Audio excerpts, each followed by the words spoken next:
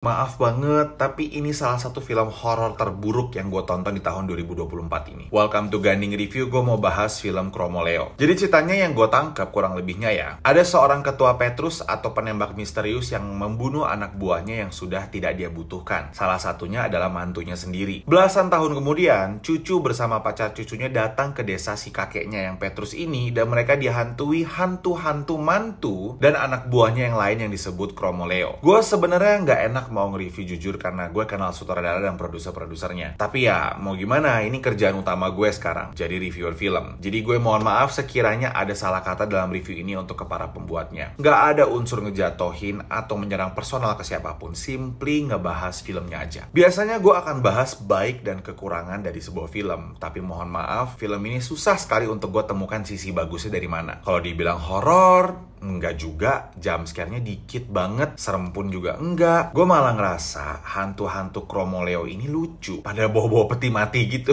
Kalau dibilang film yang lebih kuat dramanya, nggak kuat juga sih. Bagian konflik cucu dan kakek menurut gue nggak dapet sama sekali. Drama soal Petrus ini juga nggak jelas siapa yang memerintah mereka, siapa higher power-nya, dan untuk kebutuhan apa aja pun juga nggak clear dan tegas maunya apa. Ada salah satu bagian di film ini saat Chromoleo-nya muncul. Terus ada karakter ibu-ibu, karakter dua hansip, sama ada beberapa karakter lain. Mereka seolah-olah ngelihat hantu Chromoleo itu datang dari jauh, tapi ada di lokasi yang berjauhan dan adegan diambil sendiri-sendiri dan beda lokasi. Terus mereka cuma close-up ketakutan, tapi cara pengambilan gambar ya, ngeditnya, framing kamera worknya, kayak sinetron-sinetron India gitu yang super lebay. Gue sampai ngakak dan nahan ketawa karena saking cringe dan komikalnya scene itu. Gue sampai nyeletuk, ini seriusan yang ngedirect Anggi Umbara?